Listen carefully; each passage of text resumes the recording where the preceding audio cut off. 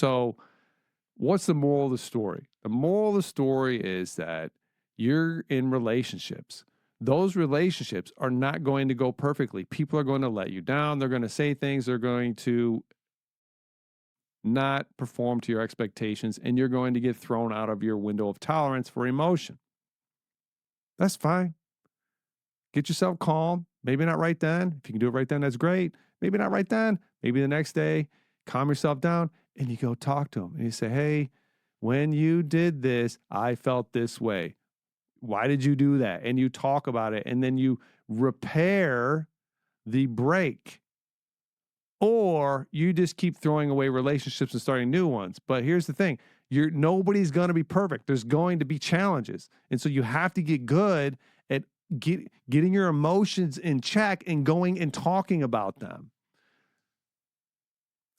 If you can't do that, don't go talking. You need to do that. You want to be a better human? I know you do. Go do that, okay? Back to the book. All right, now we're going to get into the cognitive behavioral therapy and then the drugs, and these are two pretty quick ones. Okay. Interviewer, Daniela.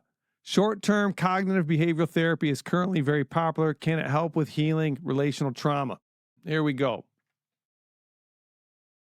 Allan says, in the academic discipline of psychology, the cognitive paradigm, which came to dominate the 1980s and the 90s, envisioned human brains as thinking machines, and its research focused on cognitive processes such as explicit memory, rational thought, language, and consciousness. Cognitive-based therapy came out of this paradigm. Its basic assumption is that we can change how we feel by consciously changing how we think and what we believe. That means that cognitive therapy focuses on language and thought, both of which are located in the left brain. That is rarely effective for patients who struggle with the consequences of early relational trauma because such trauma impacts the development of the emotional system of the right brain.